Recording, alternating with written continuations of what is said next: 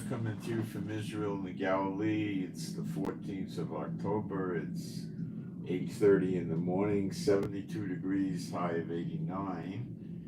And let me start off by, we'll wait for people to come in, but being a Bible-believing site, all the New Testament, I'm going to begin with some praise. There is no God like Jehovah.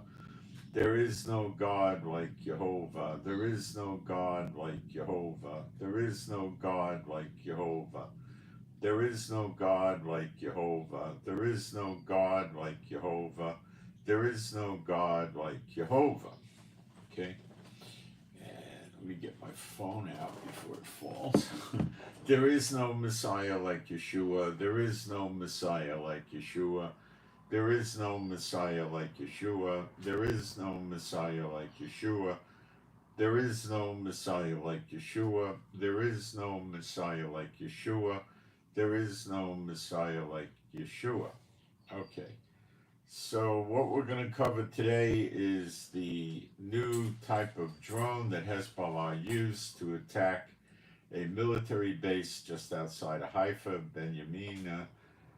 Military base, and 67 soldiers were injured, and I think there's 4 or 6 dead, and there may be more that died because several were in critical conditions.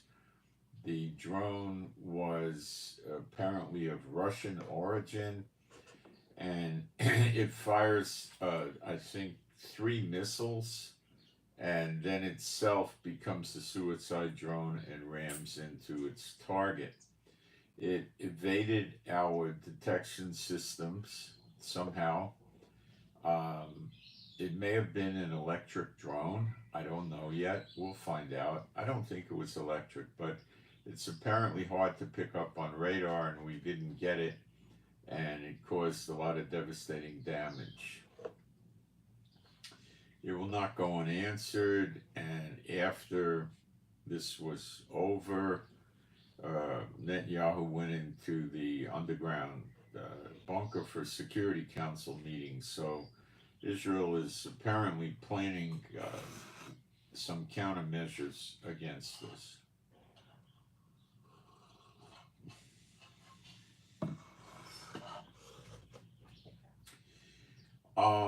There's rumors that Biden told Israel to lay off Beirut, not attack it, and we didn't attack it for 3 days, and this drone came out of Beirut. Other people are saying that's a false rumor, and it just, the way the cookie crumbled, we didn't attack Beirut for 3 days. I think it was Biden, but I don't know. You have to leave room for people saying it was a false rumor, so I'm not entirely sure. And then we're going to talk about the Iron Beam, which is the laser weapon, which is being revealed today in the United States at a weapons show in Washington, D.C., which starts today and goes through the 16th of the month.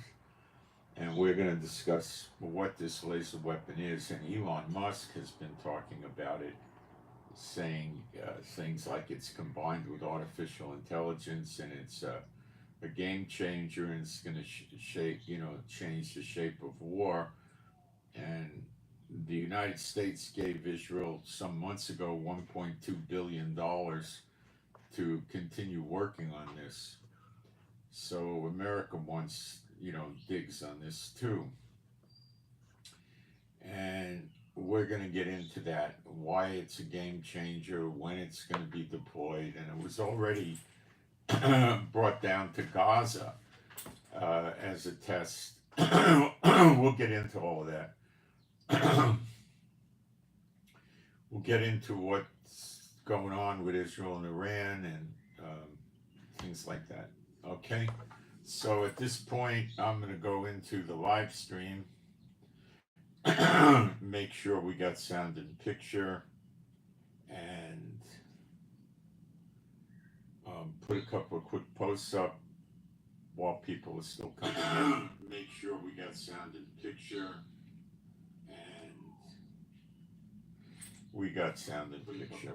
All right, and I'm going to get a couple of quick posts up. Let's see if there's anything I need to remove from here.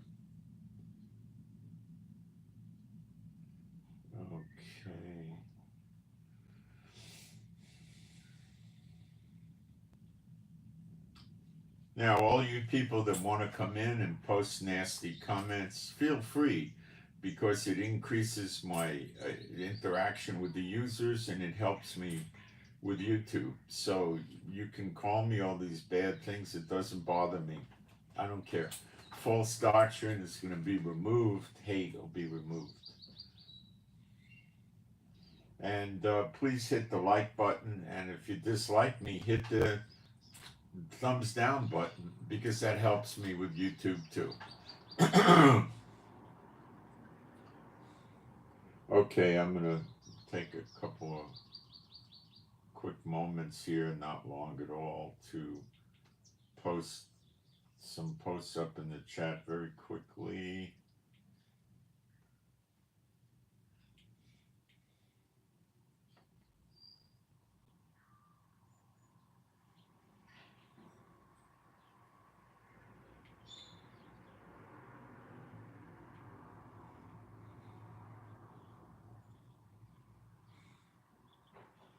Almost done.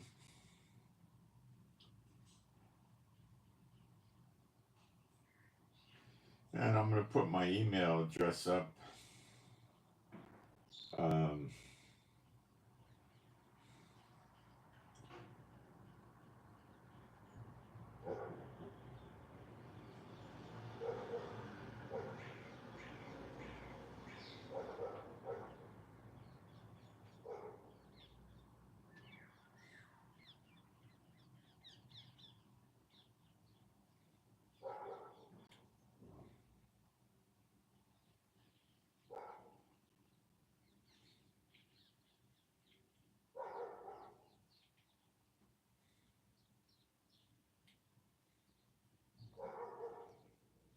okay, so this new drone, that's all I needed to do there. So this new drone that we suffered from last night was, I think it's 7 in the evening, was an interesting drone originating from Russia.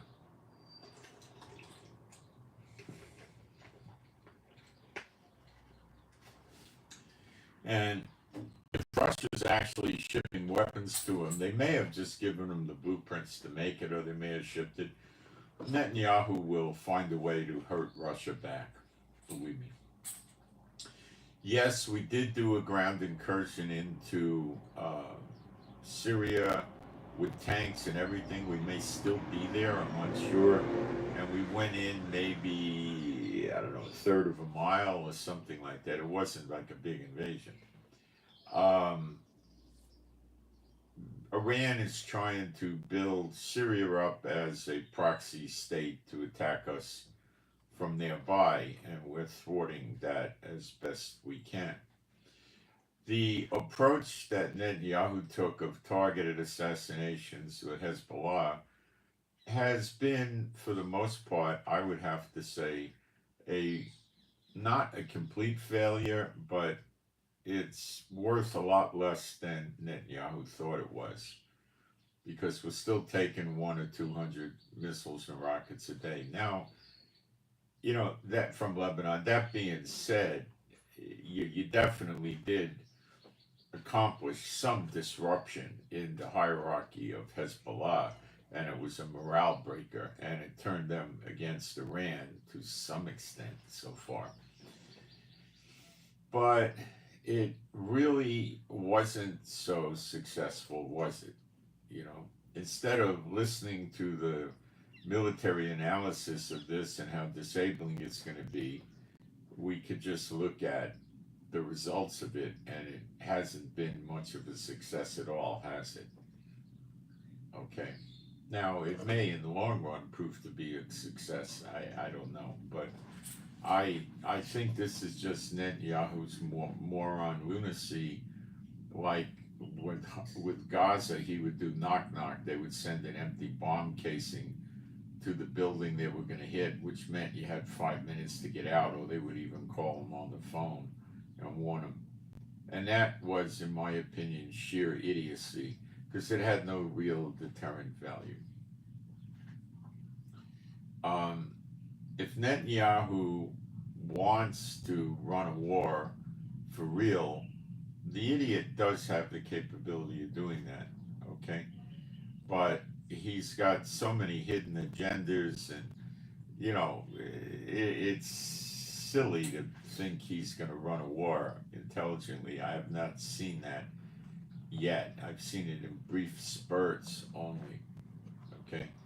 So, Israel's forced to submit to Netanyahu's logic, which is, in my humble opinion, seriously flawed. And, he's pulled in different directions, and,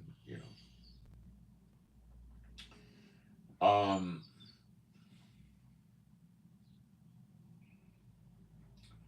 giving Israel the THAAD missile system, how many they're giving us, I don't know. They're very expensive, and he's sending American soldiers over to use them. And of course, Iran's going to target these systems in a war and try to take them out, which means they'll have to take out American soldiers, which I can assure you Biden doesn't care about. Believe me, if they blow up all the launches and all the soldiers, it's not going to mean anything. Hold on, our militia here came up with an emergency notice. Let's see.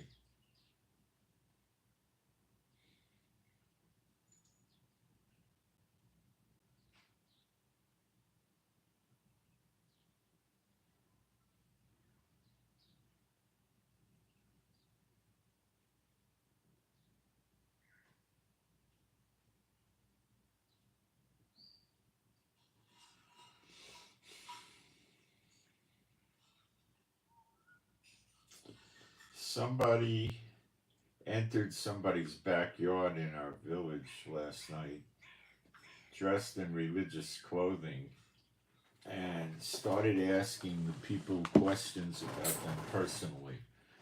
And they want us to report it if we see anything else from this. He was asking for a donation. He could have been a thief, or I don't think there's too much with thieves running around here because we're being patrolled 24/7 by the militia, but I don't think it's a terrorist.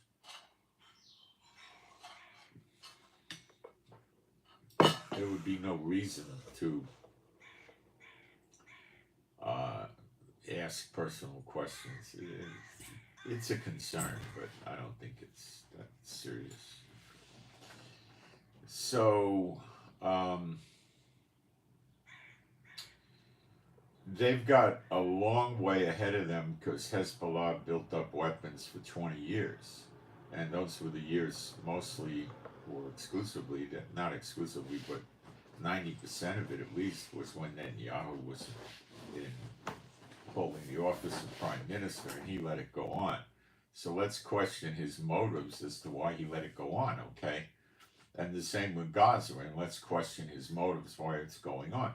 Are we so stupid that Israel intelligence did not know that massive amounts of weapons and tunnel making equipment were coming in from Egypt? Are we supposed to believe that the intelligence forces of Israel were not aware of that? Why wasn't action taken before? Well, the logic is that Netanyahu built the Iron Dome as a way to mitigate the missiles coming from Gaza. And that would avoid a big war and all the political repercussions and all of that. So you have to cut him some slack there for sure. But, he's a great disappointment as a leader, believe me. And as somebody running a war, boy, his motives are very questionable. You don't know who he's listening to. It's not Jehovah or Yeshua, I'll tell you that, okay? You could figure out who he is listening to. So we got a real problem, and it's manifesting now with Lebanon. And, the only real solution would be a massive ground incursion at going up about 50 miles. Now, there's talk about the UNFIL soldiers in Lebanon that was supposed to keep Hezbollah off the border. Well, yesterday we saw a vehicle that belonged to the UNFIL troops with a Hezbollah flag on it.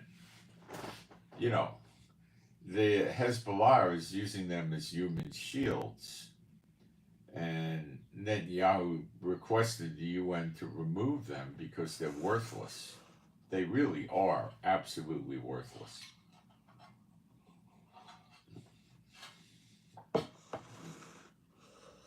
But by their actions, they're pro Hezbollah and they're cowards. They come from third world countries like Sri Lanka and things like that. They've raped women in Lebanon.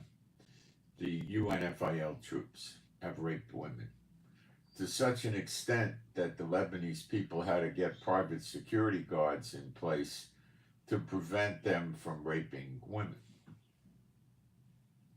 This is a joke, like in Gaza, the UNWRA or Hamas. You know, it's a joke. The whole world is turning against us, and if you think that Biden is really our friend, he's not. His idea of an Israel is not Jehovah's idea of an Israel at all. Okay, so you know it's coming closer and closer. You know. So at the weapons show today in Washington, D.C., Israel's going to unveil the Iron Beam. The Iron Beam is a laser anti-aircraft defense system. It's not predominantly designed to shoot down fighter jets. I'm not so sure it couldn't, but it's not predominantly used for that. I think it would have probably pretty good use against a low-flying helicopter, but predominantly it's to take down any type of missile or rocket or mortar. I don't know if it would work on artillery shells. I doubt it. Maybe it would. I don't know yet. Let me explain the advantage of this thing. Now, Elon Musk is talking about this as a massive game changer in the way war is waged, and Israel has the technology.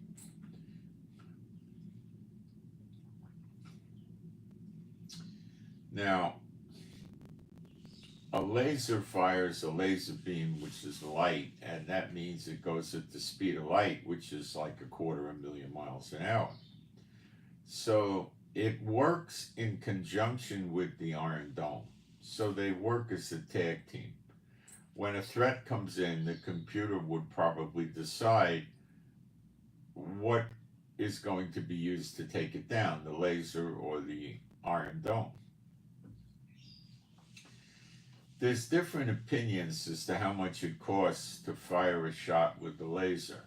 It's a low of $1 and a high of $10. So let's say it's $5. I think it's probably closer to $1.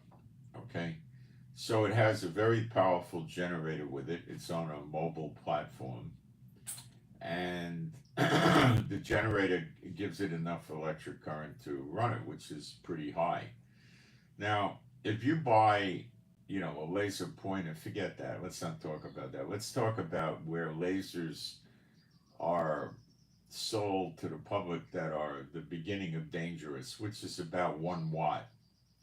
And a 1 watt laser could project a visible beam easily 5 miles away. Maybe not all that visible, but maybe. And that's a little thing like a pen light or something. It's not, well, it's probably about 6 inches by a half inch. Works on batteries. It's not highly powered. This thing probably has thousands of watts of energy. Okay? If you take a 1 watt toy laser and you hold it on a balloon for about, I guess, you could see videos on YouTube, 3 seconds, 2 seconds, something like that. It breaks the balloon. If you take a book of old paper matches, you used to see those, and you shine it on there, it takes a few seconds, maybe 4 or 5 seconds, and the matches ignite. Now that's a toy, a very silly, it's a dangerous toy because you could hurt your vision with it, but it's a toy. Now, what they've got is a big thing. You know, the laser itself, the thing looks like an artillery piece, sort of. You know, it's not a little thing. And it's not powered by little batteries. So, what this thing does is it hits the missile with this very powerful laser beam that would cut through the metal. Now, if you made missiles with an inch and a half of, hardened armor steel plate, it would probably take the laser long to get through it. Maybe it would take, I don't know, 15 seconds or 7 or 8 seconds. However, it would be too long because the missile was moving and the laser has to follow the missile's path, which the computer could do. But nobody's shooting armored missiles because it's counterproductive in the technology today, because it would increase the weight of the missile tremendously. And then when the missile blows up, how's it going to blow an inch and a half of armored steel plate? The explosives are not always that powerful. So it's something that's just not done and most unlikely to ever be done. Okay? They might be able to develop something they could put on the outer body of the missile that stops the laser. I don't know exactly what, but reflecting it or something. But this technology is not in place now. Now, the laser beam itself is shooting at 250,000 miles an hour. So if you're looking at a missile coming in, I don't know, it's 1,800, 2,500 miles an hour. So it makes a little bit of a problem for the Iron Dome because it has to fire and catch the path of that missile and then detonate near it, so the shrapnel hits the incoming missile and breaks it up and it falls down. The Iron Dome is probably, I don't know, 75, 80% effective, but if you put 2 or 3 of them together, then it gets up to probably 95, 98% effective. It gets highly effective. Because, one Iron Dome might miss, but making 2 miss or 3 is, not that likely.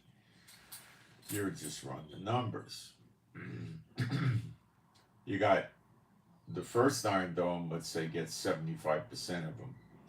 So the second Iron Dome will get 75% of the leftover 25 that pass through the first Iron Dome, right? So then the third Iron Dome gets 75% of what's left of that, and there's almost nothing left. The problems come with swarm attacks. If they launch, 40 or 60 missiles and drones or whatever at the same time, you start to overwhelm the Iron Domes because they only have, I think, 6 or 8 missiles in them, something like that. And you got to reload them and put a new missile pod on that's loaded with missiles and things like this.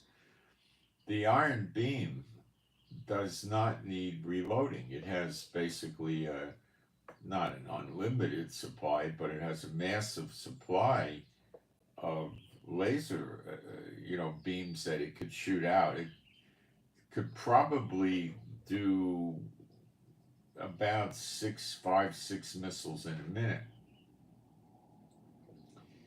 at extremely low price. So if you put, 2 or 3, if you put 2 iron beams together, then you probably get 10 or 12 takedowns in a minute. And then if you add in some Iron Domes, you could get your takedowns to 15 or 18 or something like that in a minute, which is quite a bit.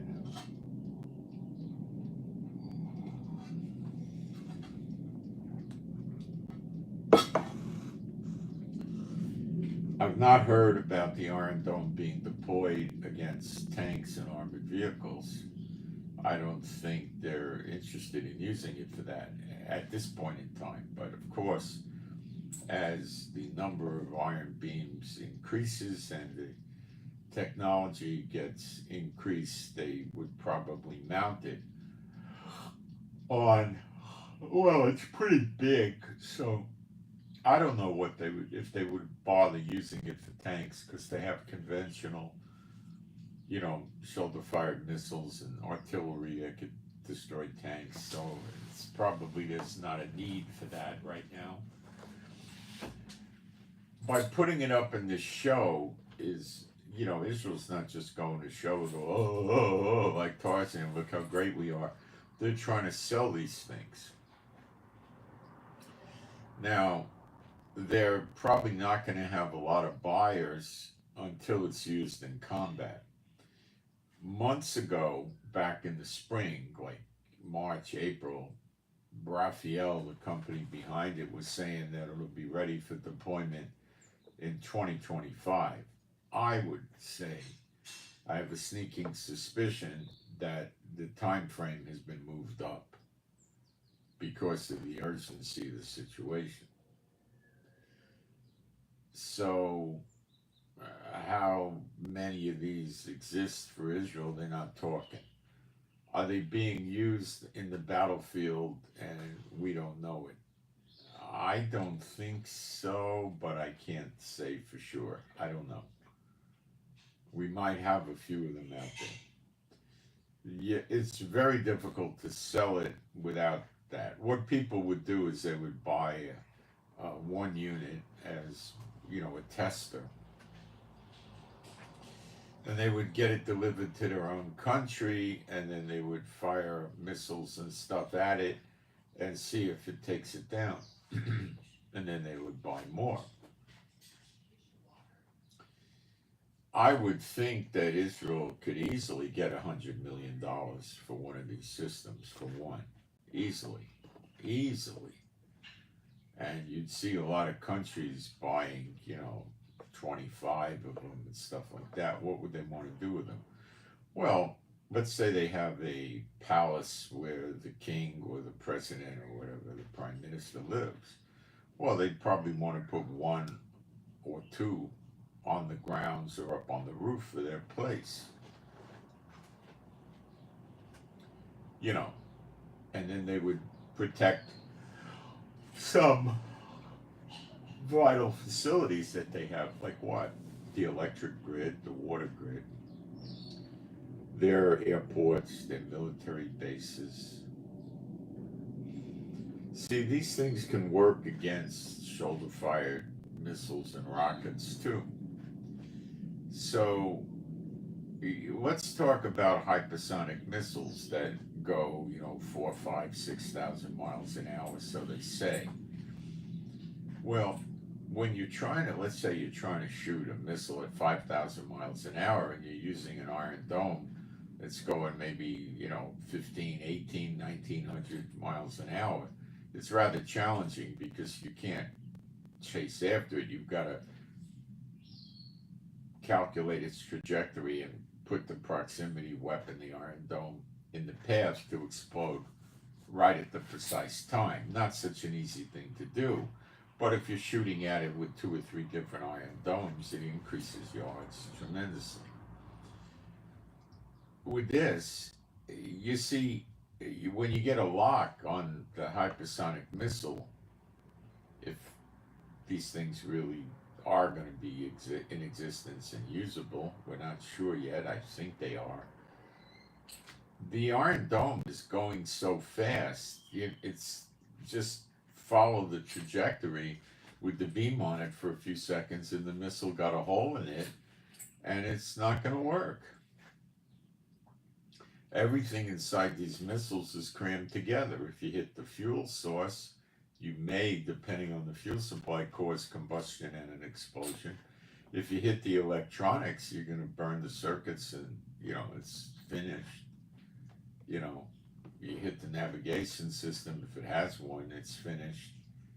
It's basically finished, okay? It's going to fall down. the odds of it not falling down would be rather remote.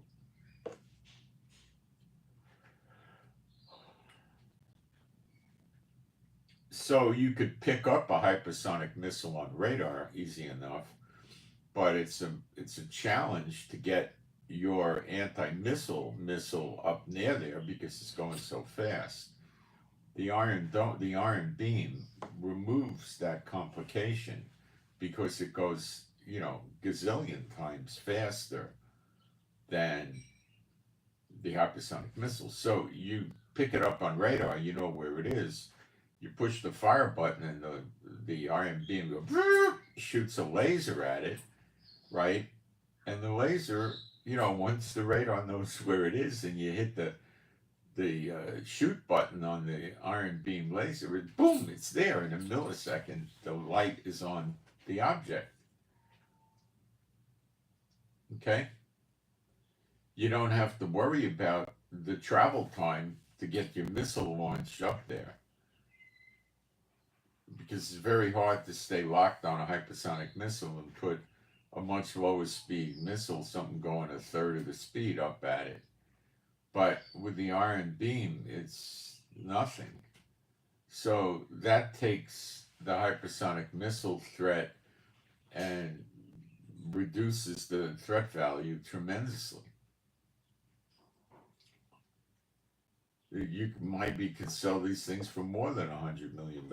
So I'm sure Netanyahu is looking to bolster the economy of Israel by bringing in, something like this could easily bring 10 or $15 billion in fairly immediately. Now, he's not going to sell them to China or in Russia or in Iran, the sales would predominantly be to, NATO countries that America gets along with, Now, the other problem is Netanyahu needs a decent inventory of these things at first to bolster Israel, okay? So we're not going to be delivering these unless we probably have 25 or so in operation. Maybe more. So this is a very, very big game changer. While it's not a offensive weapon at all, you're not going to go attack Iran with the laser, okay? But it's a fantastic weapon for defense. Now, it has been experimented with mounting them on boats, Navy vessels. And that gives the Navy vessels a tremendous edge against drones and anti-ship missiles. Okay? Tremendous.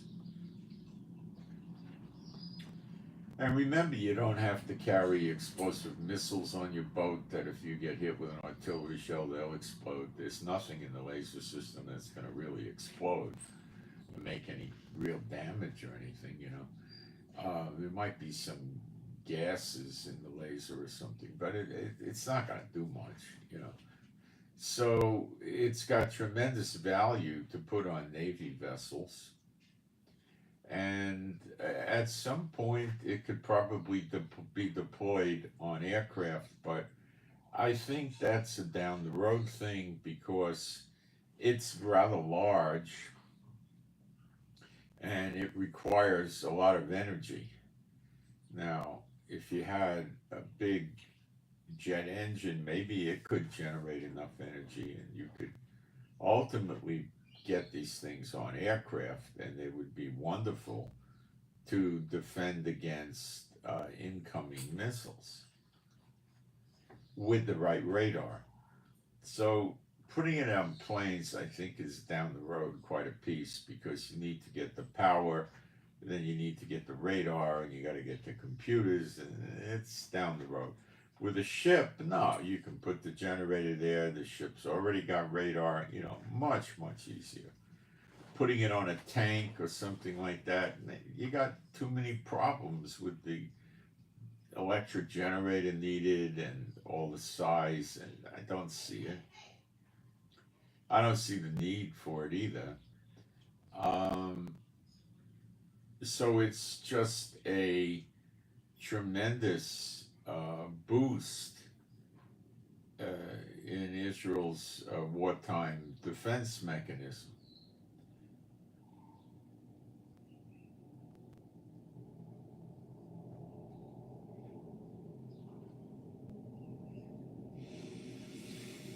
And it could turn the Israeli economy around, if prophetic time allows, which I seriously, seriously doubt. Um, it could. Now, I am starting to think that if they're introducing it to the world today in Washington, D.C., the thing is probably somewhat operational. And they may have been using some of these already, and, the soldiers would just be told, keep your mouth shut, you know, don't ever talk about this. So it could be that they are being used. I don't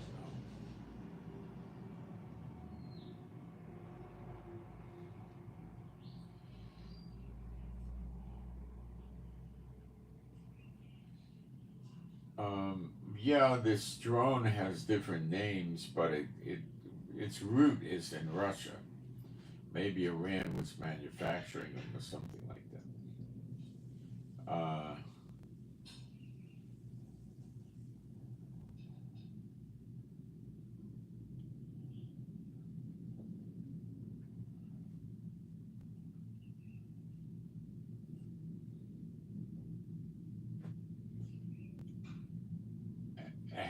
50 miles.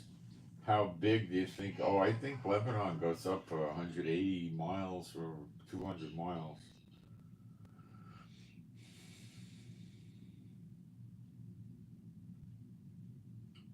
Um, Putin is trying to help Iran, but Putin is not going to mobilize a force in the Middle East to do it. He, plain and simple, he can't.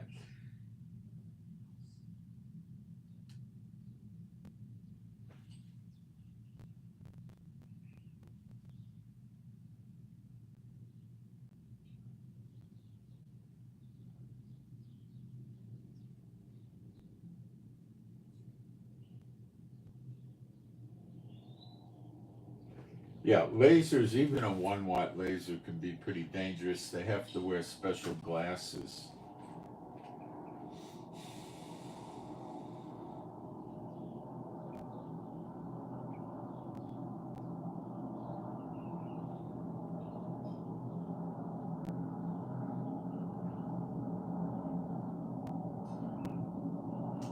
People underestimate China. I don't think people underestimate China.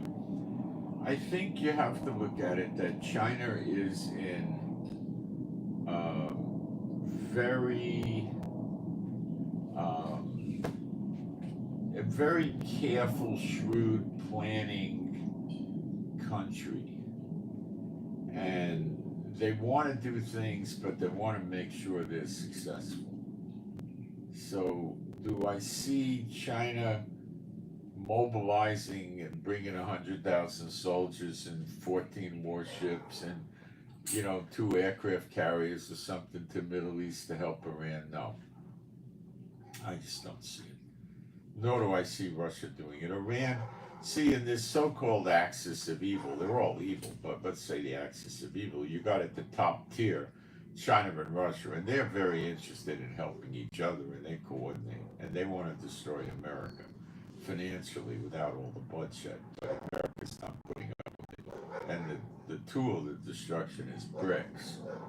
And they have their meeting on the 22nd of October, where they're supposed to be introducing, or their BRICS blockchain digital currency, which I believe they're calling BRICS Pay, and they've got 159 countries that want to join it and use it, and that enables them to all bypass the sanctions and the controls of America with the banking. Now, it appears to me the American banking system is now going the way of the airlines after 9/11. Before 9/11, the airlines, they bothered you some with, they didn't want you to bring a knife on the plane, although at one point they let you bring Swiss Army knives, but they were, you had to run your carry-on through the the scanner. It was pretty lightweight. They rarely ever searched anybody. If your metal detector went off, they wanted to know what did it, and if you pulled something out of your pocket, like a phone or something, they were pretty lax. The seating in the planes wasn't that bad. They treated you like a customer, not a slave, and they were, um, polite and nice, and it was pretty good. It wasn't so bad. Like in the 1990s, flying wasn't a miserable experience, and the seating in coach wasn't that depressing. I was flying a lot of international in the 1990s, mostly from Israel to North America, and I was flying a lot. I was working for a kibbutz, and I was, it didn't take me long, and I built my way up to platinum, and then I was getting upgrades to business and first class, so I was sitting there, which was really nice. But even coach was not that bad. And the airlines didn't cancel flights like crazy. I remember taking many flights around America where the plane would be half full, and you'd be able to pull the armrests up and stretch out over three seats in coach and stuff like that. Now, I think if they have a plane that's half full, they'll cancel the flight. The heck with the people. So they've started using you and treating you like cattle.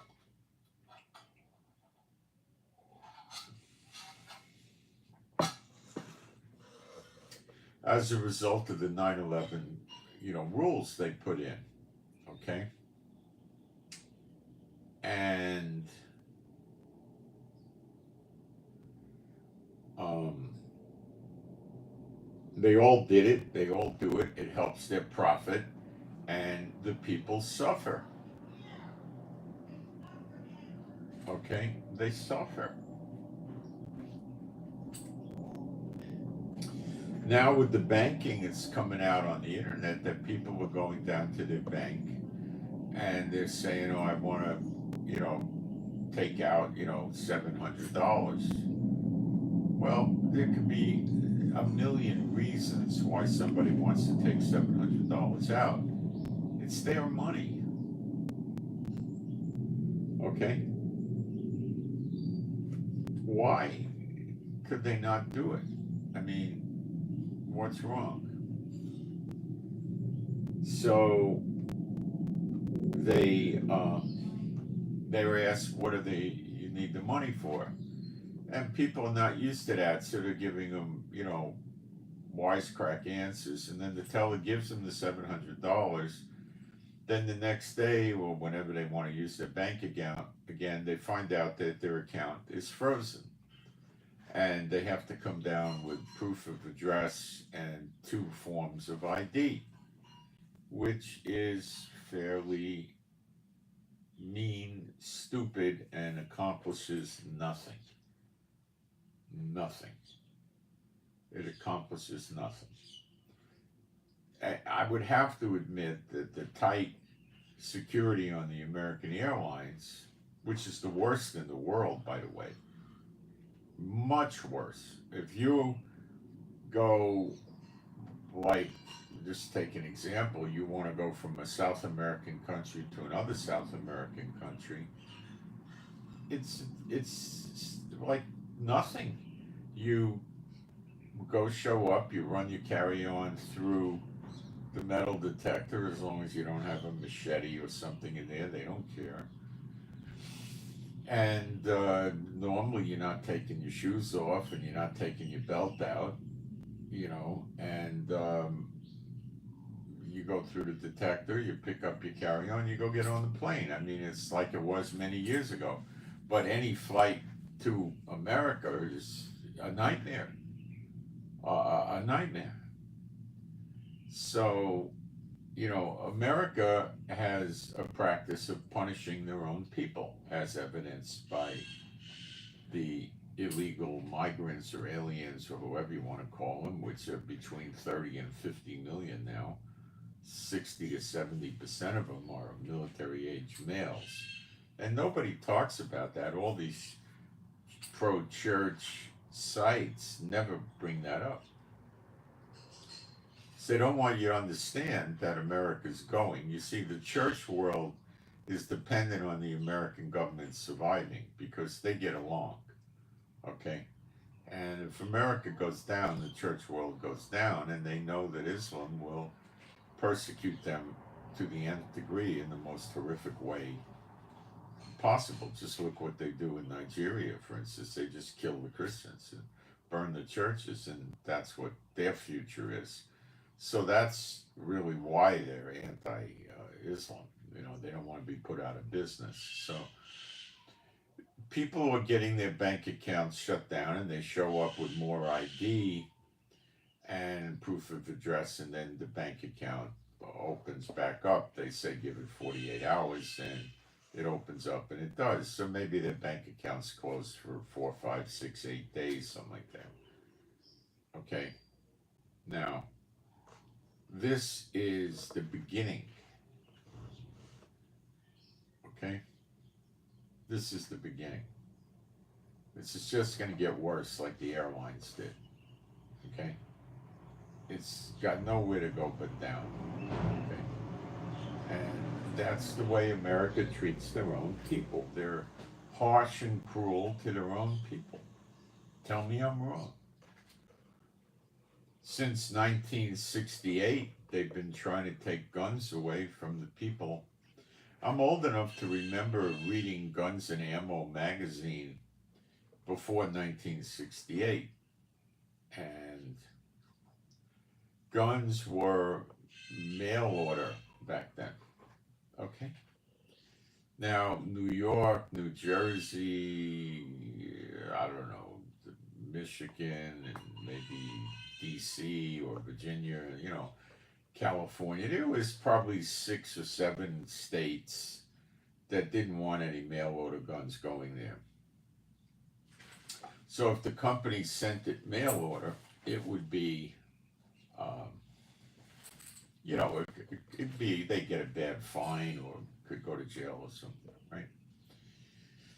Now there was machine guns were not, class 3 where you had to go to ATF and file and it took 6 months and, all this stuff. You had to get a letter from the local police chief or the sheriff. We didn't have any of that. Okay? People had machine guns. Not in those 6, 7 states, but in other states they did, like Florida, for instance. And you used to see ads for machine guns in the Guns and Ammo magazine. I remember seeing ads for what was called a Boys, B-O-Y-S, 51 caliber anti-tank rifle. They were selling these war surplus like crazy. This was a 50, basically a 50 caliber gun that was built in World War II to penetrate, German and Japanese tanks and Italian tanks, which were not very well armored back then. And they were selling those back then. They were about $80 or $100. They were not so cheap. And then ammo was probably, back then, I don't know, 25 cents a round or 50 cents, something like that. So you could order an anti-tank rifle mail order. And there was surplus guns all over the place. I remember going out of New York City to Scarsdale, to the shopping centers in hunting season, and by the cash register they would have these cases of war surplus rifles. For the guy that just wants to go out, hey, let me go bag myself a deer and He just buys himself an ex-military rifle, 30 caliber, so that had iron sights, and they were selling them for $6, $7, $8, and there was no paperwork. You picked the rifle out, and you rung it up at the register, and you left. Maybe you had to show a driver's license as proof of age or something, but that was it. There was no paperwork, no yellow form.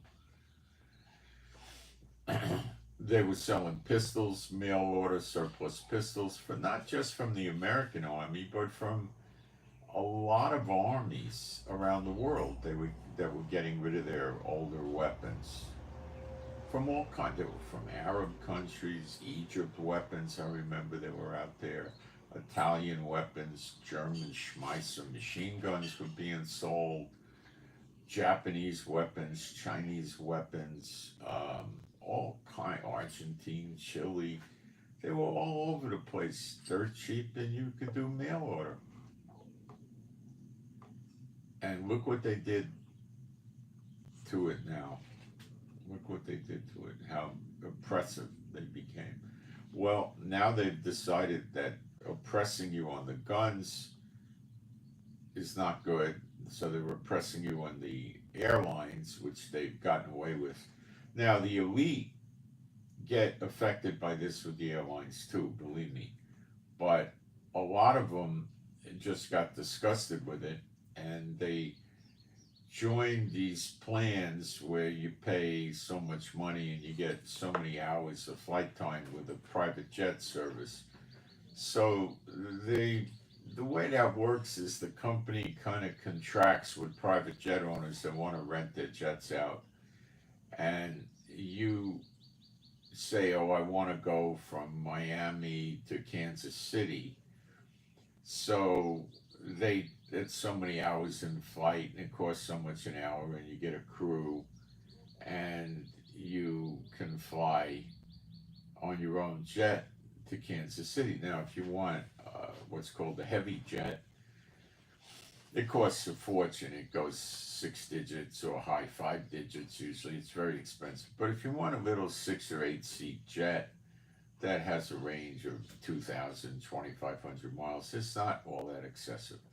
So after the 9/11, they started using these services, the elite, and a lot of them had their own, started buying their own planes. Maybe not even a jet, just get their own, a twin engine Cessna or something like that, an Air King or something like that, a King Air, whatever they call it. And, they you can get a nice propeller plane that has more headroom than a small jet, and it'll have a toilet, and it could have a galley, and it's not that bad. And it's, you got to understand, it's twin engines, so if an engine goes out, it can fly all day on the other engine, all day.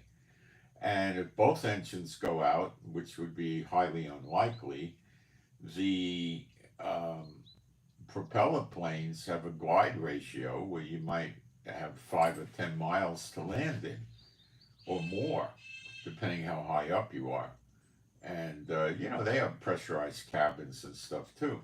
So a lot of people buy those because the small jets, the Lear, when they got maybe 6 seats, and they're congested inside. You don't have a lot of room. You got maybe 6 feet to stand up. So if you're 6 foot, you might bang your head. And they really have something resembling a toilet, but it has a curtain to close, so it's not exactly very private.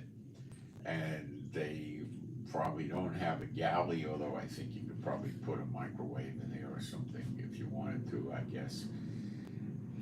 And they're not that plush, so a lot of people go to these, top of the line propeller planes, which go about, the turbos, they go about 350 miles an hour, where the cheap jets are going to go about 500.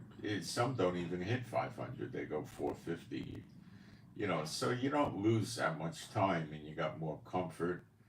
Um, just so they started going to private planes because they just didn't want to put up with it anymore. Now, a lot of them don't always use a private plane for a lot of reasons. One could be they can't get the plane they need with the availability for their trip on short notice, um, or the price is too outrageous. Even they got to pay attention.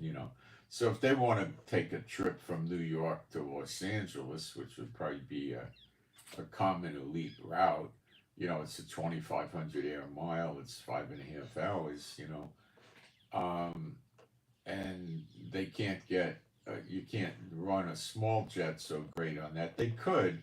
All they have to do is land once and refuel and take a break and then take off again. So they can do that. But they usually use more of a medium-sized jet, and that could cost them, 40, $50,000. And they say, oh, I don't want to spend that much. So they go to the airlines and they fly first class for, I don't know, maybe a round trip, $8,000, $9,000 or something like that. So, but they're still subject to the same crap as everybody else, even though they're in first class. They got to put up with TSA and all the aggravation. But once they pass through security and they go into the first class lounge, they're treated completely different. And when they're put on the plane, they're treated completely different. But they're still subject to flight cancellations and delays and all the other nonsense that they have. So, if you're waiting, and let's say you're taking off at 10:15, and they got empty seats on the plane, and there was another plane coming in that got 5 people on it that it could connect with yours, and the plane's an hour and a half late, this stinking airlines will postpone your takeoff for an hour and a half to wait for those 5 seats. So they've just become as if they're your enemy. And as long as they all do it, which all the American airlines do, you have no option. But if you fly in other countries from one country to another and you realize the difference of how you're treated, it's night and day. It's unbelievable. It's actually unbelievable. And the American banks are the most punitive, punishing banking system in the world.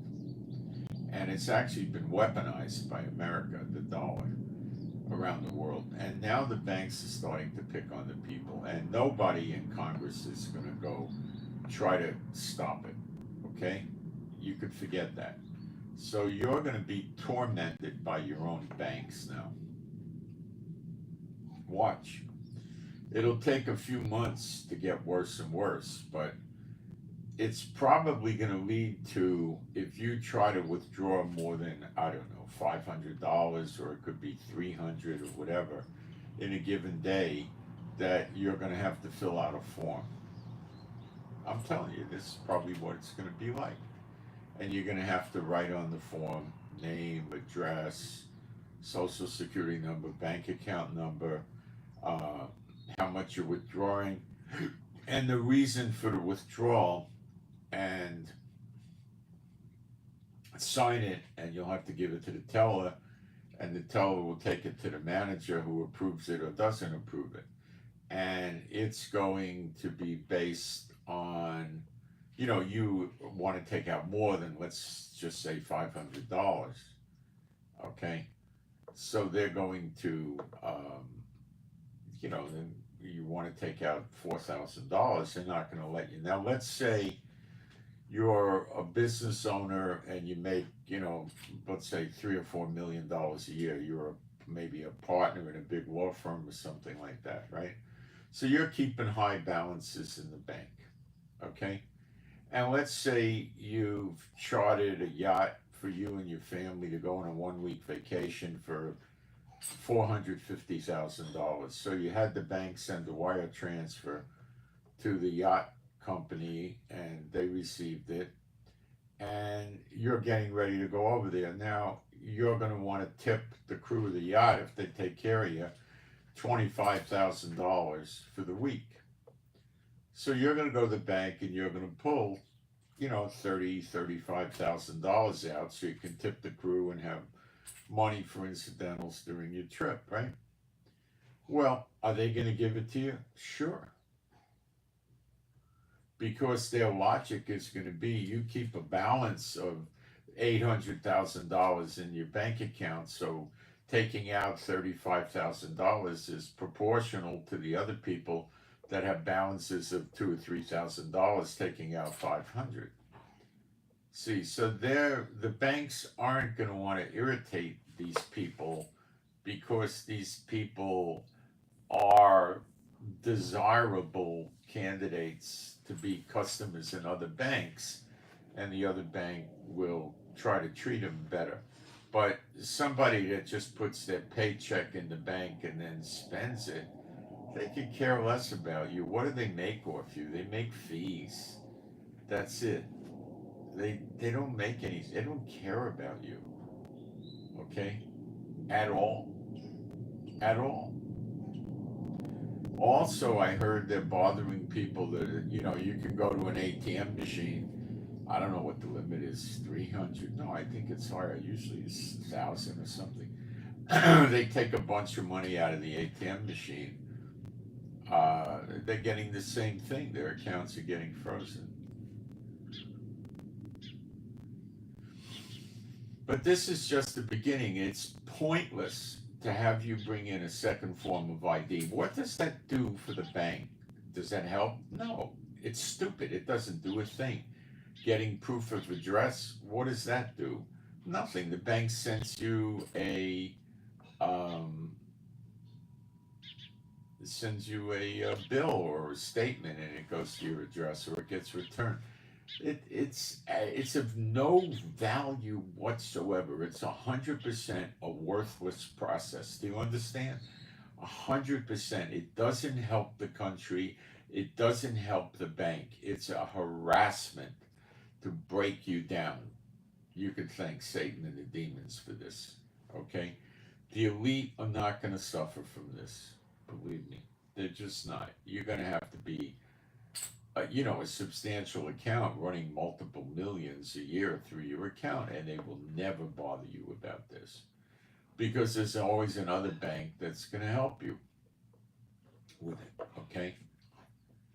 So they are just absolutely harassing the living daylights out of you now, and it will be worse, and it will help the banks because the suspending of the accounts is going to ultimately go to a month or two. So people's accounts are going to get frozen, and you're going to have to submit, paperwork, and they're going to say that it's going to have to go to our committee. The committee meets once a week or once a month or whatever, and your account's going to be frozen with your money locked up until then, and that's going to give the banks a means of making their books look better, okay? And now they're also reducing, if you've got your credit card from that bank, there's stories where they're reducing the credit line on your credit card. So they're going to cause people to be unable to make their car payments, ruin their credit, unable to make the rent payment on time, ruin their credit, make their other credit card payments on time, ruin their credit. And the people's credit is really not bad, and the banks know that. And that enables them to charge higher interest rates on the people and stuff like that. So it's rather impossible if you live in America to do away with the banking system. How are you going to do that? I don't know how. It's very difficult. I'll be right back. For 99% or 98% of the people, they can't. How are you going to get rid of the bank in your life? You can't. There's a few people that, maybe they work using, Bitcoin or something like that, but that's very few.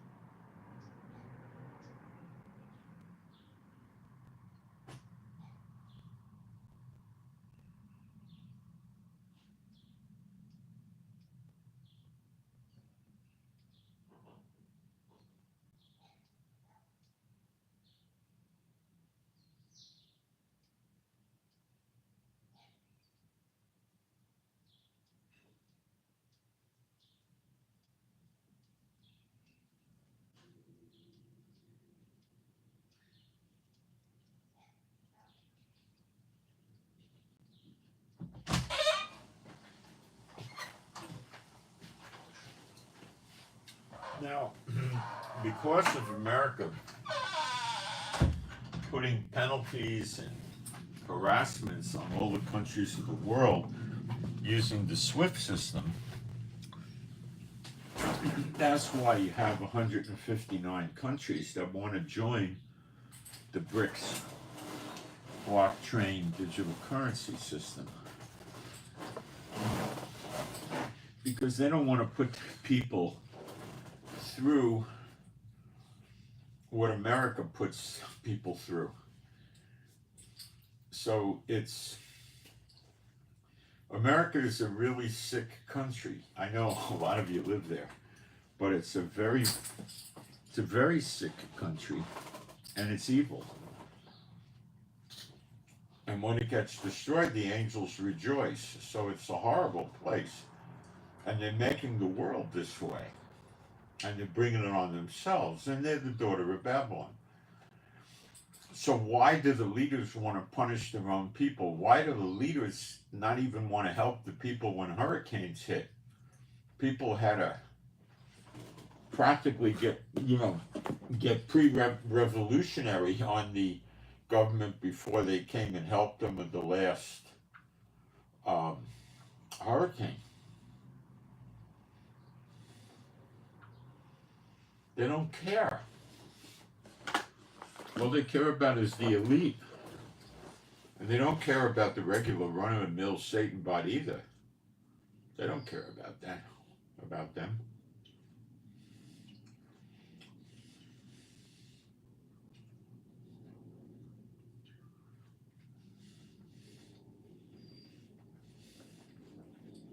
They don't care. So,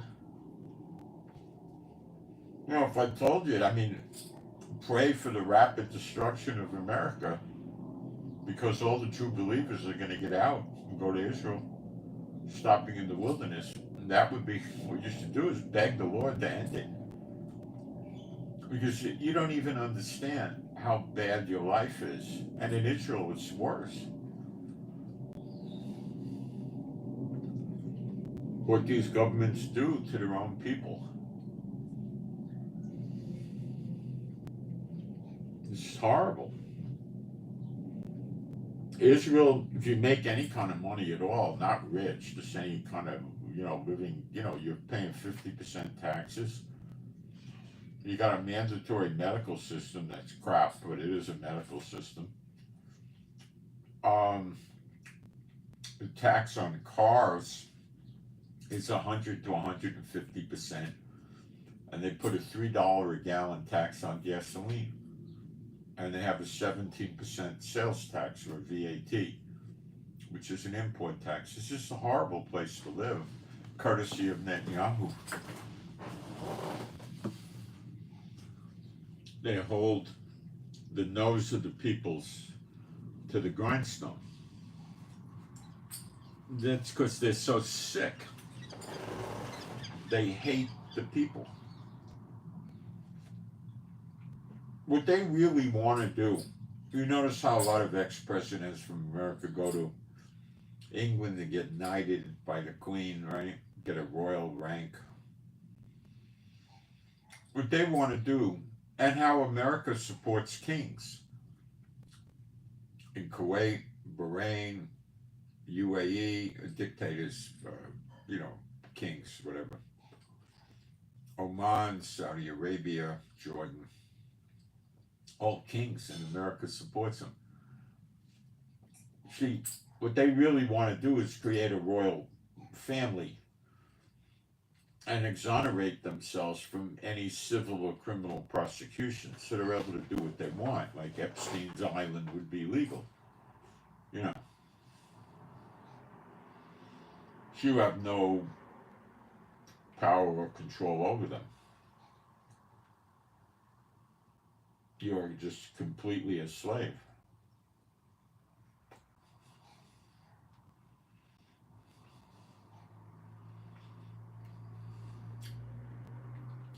By America increasing Social Security 2.5% next year, in reality, they reduced it by about 12.5%.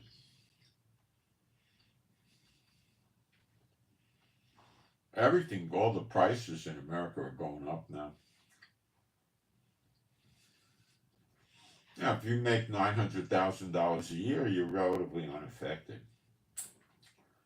But if you make $100,000 a year or $70,000 a year, you're badly affected.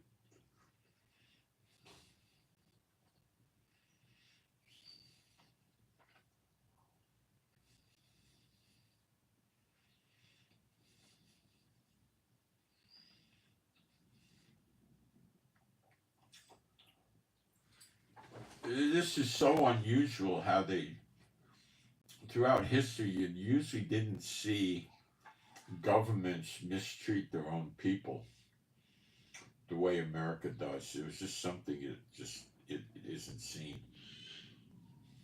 But now it is.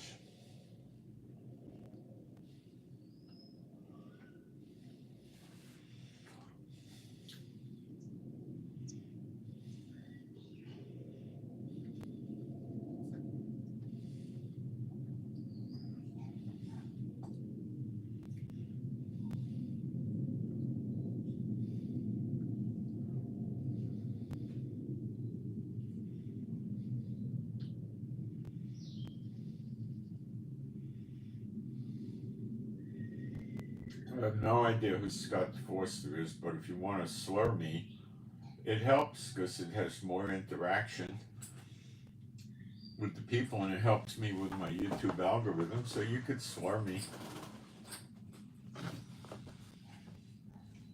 Believe me, it has no effect on me. I could care less what you say. If you put offensive language up, I take you down and block you. If you're going to put false doctrine up, I block you.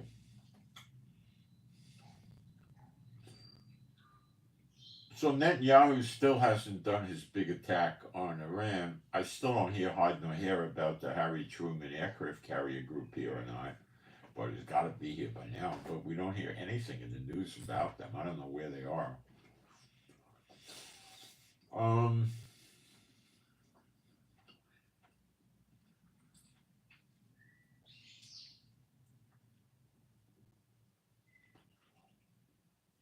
Iran is nervously waiting for the Israeli attack, not knowing what's going to happen, when, where, how.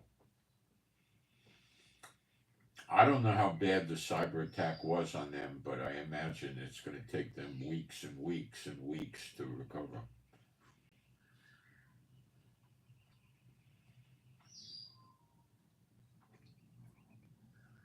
I also imagine that Israel is going to be analyzing the data that they stole, the secret information they stole out of the Iranian computers during the cyber attack. And probably restructure new attack plans.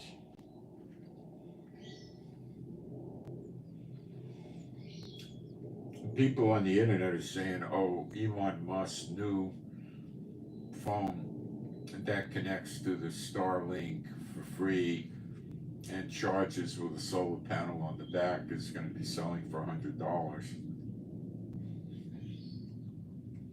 Well, they're projecting the price in Israel at more like, $600.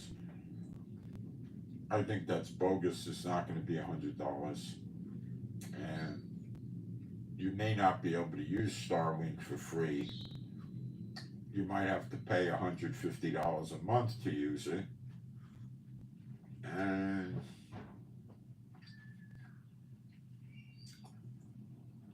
I don't think it's going to sell for $100 anywhere in the world. Much more. And I don't think you could buy it yet. It'd be interesting if you could, but I don't know. There are people that say they have one on YouTube and they show videos of it. I don't know how the heck they got one.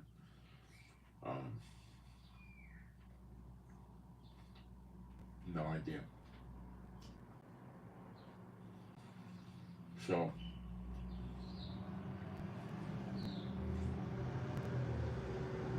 Gotta wait and watch. If this Iron Beam goes on the market, I can tell you this. Kuwait, Bahrain, probably Qatar, but I don't think Israel would sell it to Qatar. UAE, Saudi Arabia, and Jordan would each want to buy, 1 or 2 dozen of these things. They would want them to protect their oil refineries, oil fields, their palaces, and their government buildings.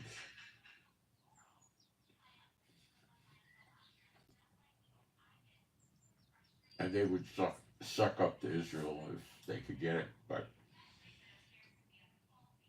I think that the delivery of these weapons is so far out in the future, prophetically, it'll never happen. Israel might be using them, but Israel's going to keep them for themselves, They're not going to run around selling them. They can't. There are too many enemies. Down the road, we can. So delivery might be 18 or 24 months,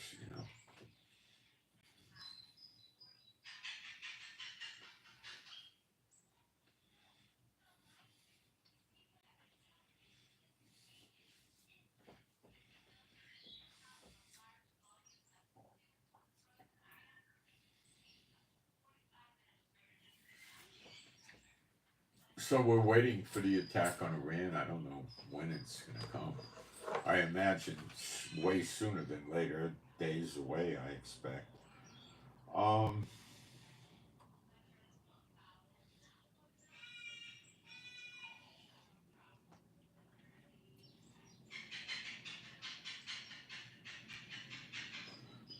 Got a prayer request for CM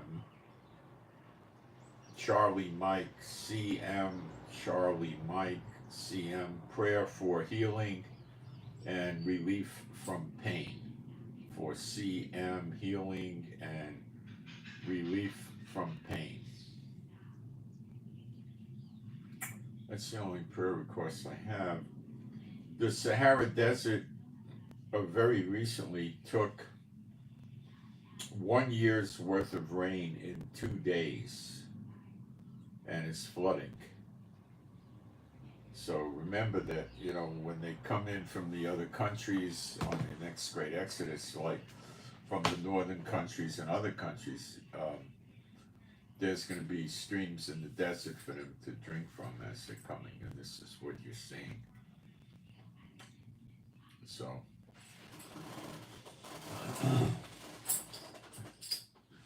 that, of course, is pretty interesting and prophetic, without a doubt. It's prophetic, quite prophetic, and it's escaping most people. They don't pay attention to it, People are clinging to, they want this to continue. They want America to be like it is, France, UK, EU. I don't. I want them to all go down so we could have God run the world. That's what I want to see.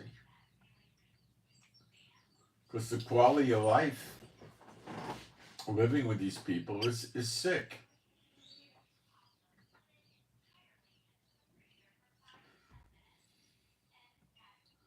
In a big country like India, if you want to use the big pharma system, right? And you go to a drugstore and you know the name of the drug, they'll just give it to you, no prescription. Now, I don't know if they'll give you morphine. They probably won't give you psychiatric medicine or heavy pain pills. But in a lot of countries, they won't give you oxycodone, but they'll give you hydrocodone, which is one level down. It's a heavy pain pill, no prescription. You got idiots like the EU and America that want to drive you to the doctor, run up the prices of your healthcare system, right? And make you wait. You see, they hate you. All these governments hate their own people. Why can't you just go to the drugstore and buy You think it really protects you when you go to the doctor, and it's such a great idea to have people have to spend, $75, $100 and sit there in the waiting room, waste their time to see some doctor who doesn't care about them.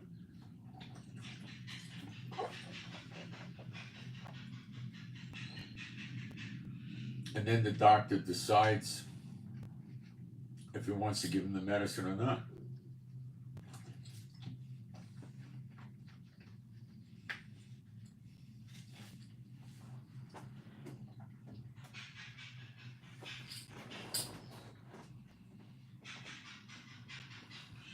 Before, I think 1917, you used to be able to go to the drugstore and buy cocaine, morphine, heroin, anything.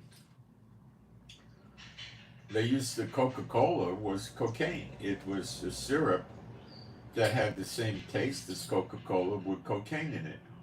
And women used it. They took some syrup and they put it in water and they stirred it up, or maybe seltzer water, and they drank it for menstrual cramps, or if people were, I guess, had aches and pains, I don't know. And other people used morphine and opium to, for various pains they had. And they mixed it with cocaine, which was a stimulant, so they wouldn't fall asleep and they were able to function. And there's a lot of people that had real pain. They didn't know alternative health care. They had a lot of arthritis. They had tooth problems. They had all kinds of issues. And they were able to self-medicate. Were people addicted? Yeah. Probably more people are addicted today than there were back then. So somebody made a fortune off this. They passed the law, and now probably, I don't know, the AMA might have had something to do with it, and they made it that, you got to go to the doctor to get a prescription. So what happened? So doctors would, back then, I think they charged probably $3 or $2, and they'd go in and they say, well, I got a problem with gout, or I got a problem with my hip, or whatever, right? And now I have to come get a prescription for pain pills. And the doctor would say, well, what do you take? And he'd say, well, I use this. The doctor writes the prescription, gives him whatever, 2 weeks, 4 weeks, 6, 8, whatever he wanted to do. Probably gave him 2 or 3 months supply. And then the guy would go back. And if the guy couldn't get it from that doctor, he'd go to another doctor. And, they could go to 2 or 3 doctors at the same time and load up on it, right? So people were able to get, their pain medicine, but now you had to go to the doctor. The thing with, things like heart medicine,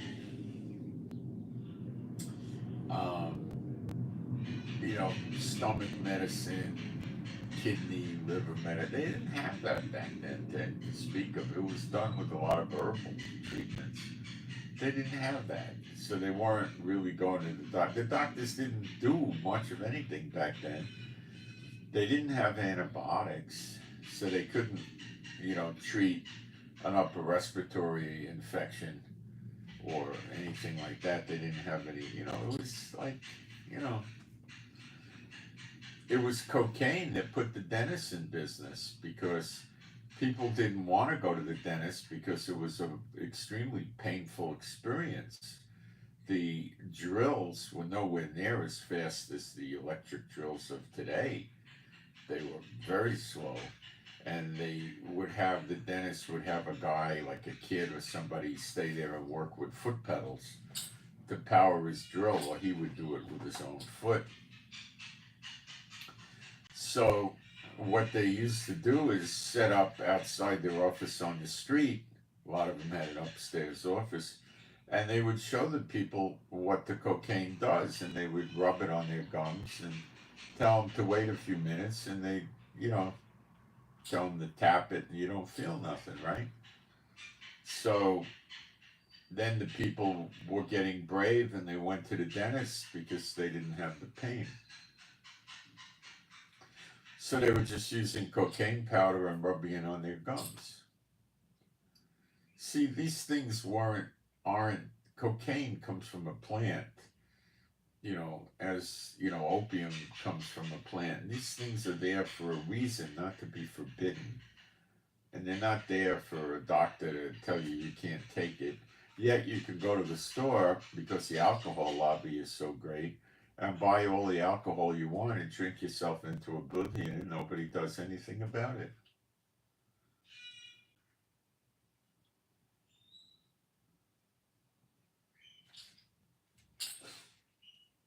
It's all who lobbies the government, and the government makes decisions that are completely illogical. There's more people addicted to alcohol than anything else, probably. Yeah. You have so many deaths from oxycodone when they were just giving people morphine and opium, which even they were doing in the 60s, but in the 40s and 50s, it was in a lot of medicines.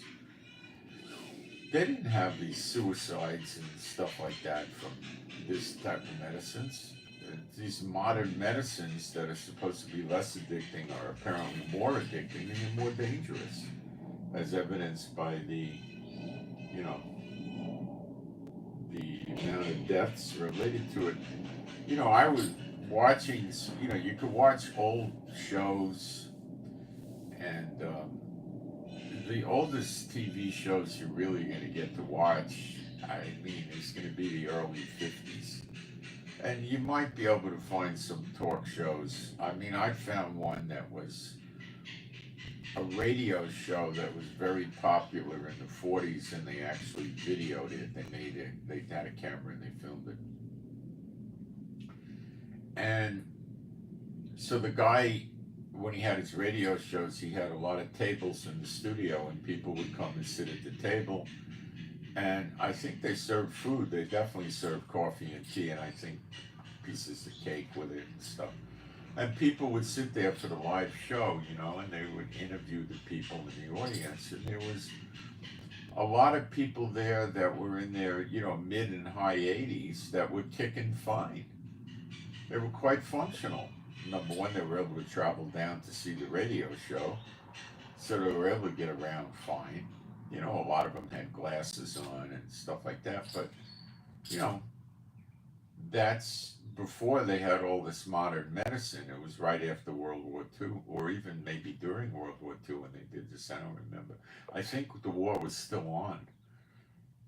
And they were living longer lives than you see today because their food was what today we call organic, you know, and their lifestyle was more sensible. They were outside more. They had more fresh light. They were, you know, they were doing okay. They weren't taking all these medicines and having all these surgeries. Yeah, they had surgeries back then, but their surgical capability was far limited, you know. They, I think old people used to break their hip back then. They didn't do hip replacements. I think they just put them in a cast, and they probably had to spend a lot of time in bed for a while, and then it would heal, and they probably walked around with a limp. So today, they go for a hip replacement, and a tremendous amount of them walk around with a cane and a limp. Go figure. Now, I know that there are some guys that do a really good job, and people get out of there and they can play sports with their new hip and stuff too. So that it's not always bad, but the ones I see in Israel seem to always be bad. And, um, you know, they weren't really, they had plastic surgery back then, but it wasn't anything like it is today. but they were doing nose jobs and, facelifts, eye lifts. They didn't have liposuction. They did chemical peels to help people look younger. And they were doing stuff not like today with implants made out of silicone and all the other crazy things they're capable of. And they didn't have that much going on with orthopedic surgeon. They were basically dealing with uh, broken bones and people that had trauma and they needed a prosthetic like war injuries or a truck ran over their leg or something like that. They weren't doing all the spine surgeries. It wasn't going on. You know, they did, appendectomies. They did hernias.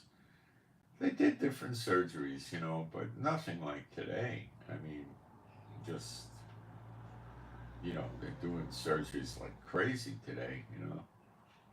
And most people don't take the trouble to look into what percentage of people have complications from these surgeries, and it's pretty high in a lot of cases. And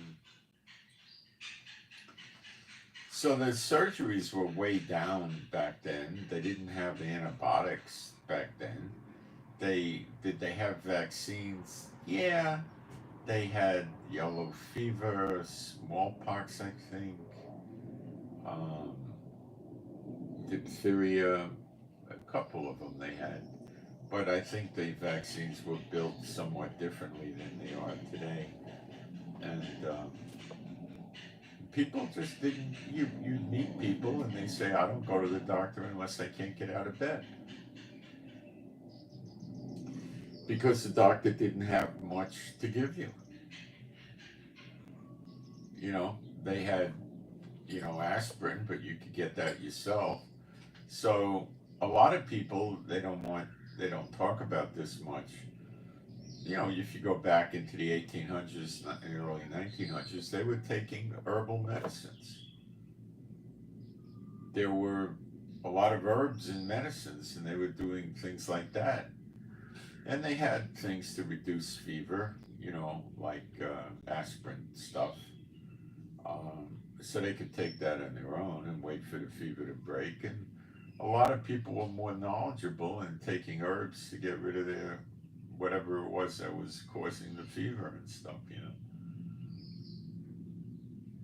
And they used to sell cough medicine. You could look for this stuff online and they'll show you pictures of the bottles with the ingredient. They sold cough medicine that had dilaudid in it, which was like an opium, and they had morphine in it, and they had ether in it, and they put marijuana in the cough syrup, and they had black cherry bark, which is a herbal cough medicine reliever, and some other herbal stuff in there that escapes me. And it would come in a bottle in a liquid, and people would drink it, 1 or 2 tablespoons or something like that, and it would knock you out for the whole night. In other words, let's say they went to bed at 10 o'clock or 9 o'clock, they were feeling miserable. They'd take a few tablespoons of that, they'd be out till, 6, 7, 8 o'clock in the morning.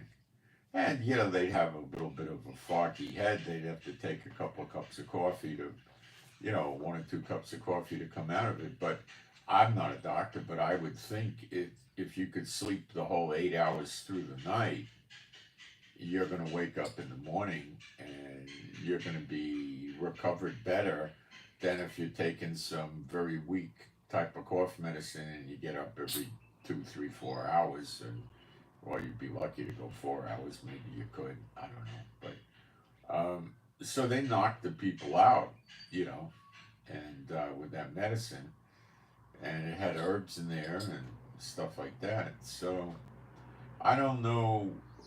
I've never consciously. I think when I was a kid, they had cough medicine like that, but I can't remember. I was a little kid, and when I got sick, the doctor came and they were doing penicillin and all that already. So, but penicillin was pretty good, but they got away from it. They the doctor came to give you an injection of penicillin, and usually you were not so great the next day, but the day after that, you usually were back to your old self again, or close to it. Maybe it would take 2 days to be your old self again. And it really didn't have a lot of bad effects. It really was a good drug, but they don't like using it today. They tell you it only is effective 80% of the time, or 70, or whatever. I don't know what the numbers are, but so. But in other countries, you see, when people get sick, they go to the pharmacist and they don't want to buy an expensive injectable. They could buy one for a fourth the price. It's usually a double penicillin, two types of penicillin, and they take one shot of that, and they're okay most of the time. Other things I found people in other countries do, they could go to the drugstore without a prescription, is if they're going to take the tablets, an antibiotic tablet, they'll take 6 a day.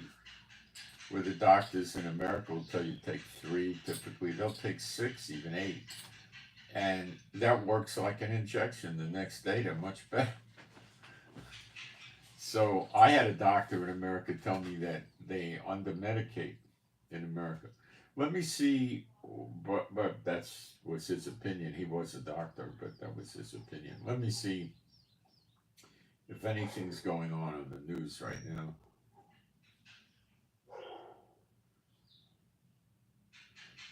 We're still moving civilians around in Gaza.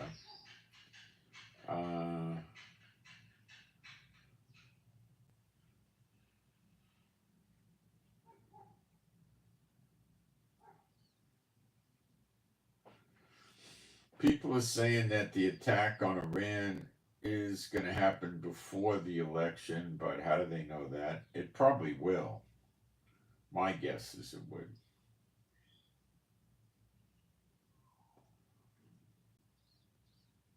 We were taking rockets in Haifa a little bit ago, hour or so. Second time this morning we're getting attacked. So the targeted assassinations was a big letdown, as it always has been.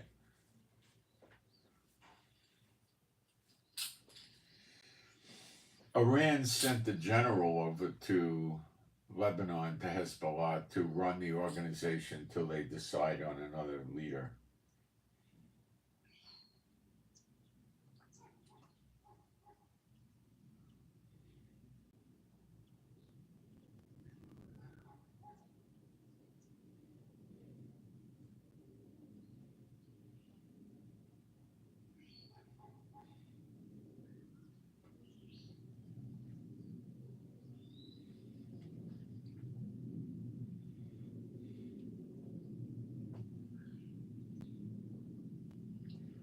There's a company that's based in Tehran called HESA, HESA, and that was the company that supplied the drone to Hezbollah that killed the soldiers yesterday, and they also supply the drone to Russia. I would say there's a good chance that factory is going to get blown up by America or Israel.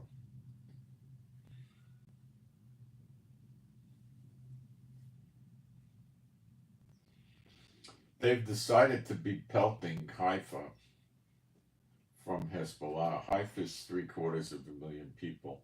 See, Netanyahu at this point in time is trying extremely hard to shut down Hezbollah, but it's very hard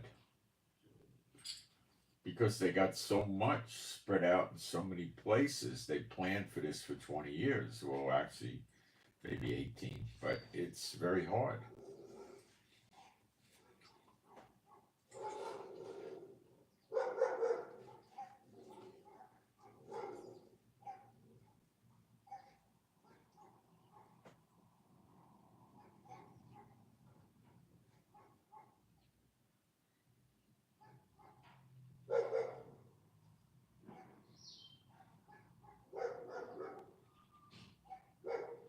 Let's see.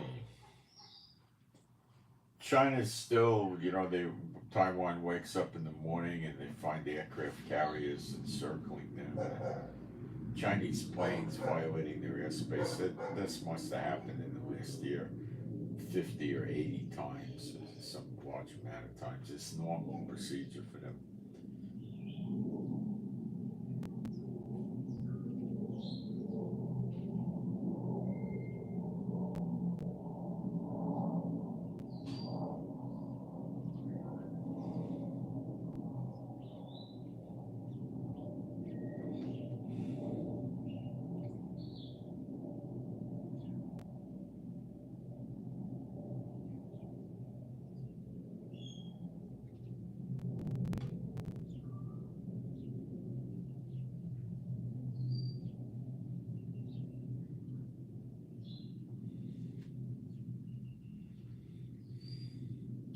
Well, this thing with China, the tensions with China and Taiwan are getting a little bit more intense, but there's no clear sign that they're going to attack.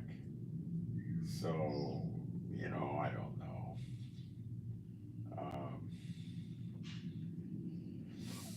They've been doing this for a long time. But the other side of the coin is, they see it and they see it and they see it and they see it and they say, oh, nothing will happen, nothing will happen. And then one day, something does happen. In other words, they surround Taiwan with the warships and the planes come. And then it turns into a real attack. So they could be trying to wear down Taiwan to get them into being, just not careful. Drop their guard. So, China's very, very careful and conservative. They don't want to just fly off the handle and wind up getting in a war with America and Taiwan and Japan and South Korea and everything.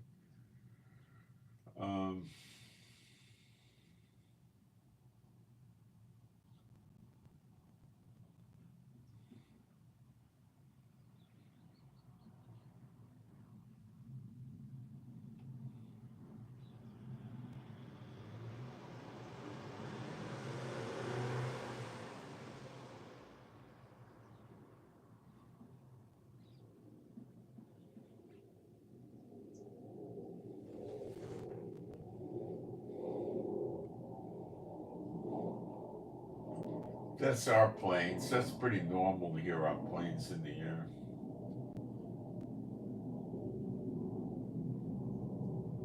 Yeah, they really rattled Taiwan up. No kidding. They got rattled today. They got really nervous, which is a little bit unusual. Not tremendously unusual, but the magnitude and the way it went down was really rattling Taiwan.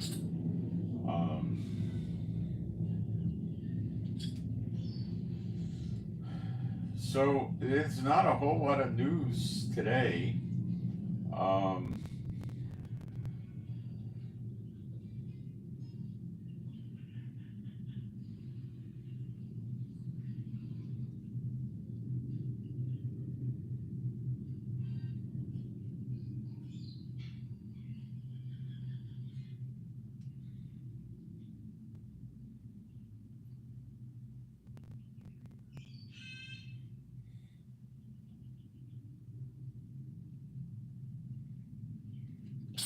Don't have a tremendous amount of news. I will keep you apprised as this thing with the iron beam. We'll have a lot of new information on that, probably starting later today, and I'll dig it up as best I can.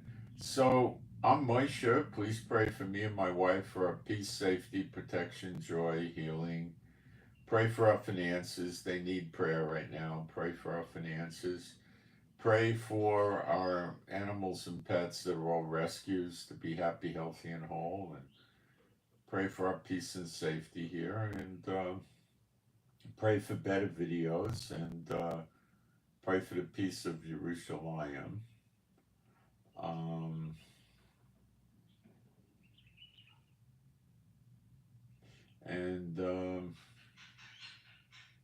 I send my shalom to all those who love Yeshua HaMashiach. I'm out. Less than 2 hours. Well, that's pretty short for me.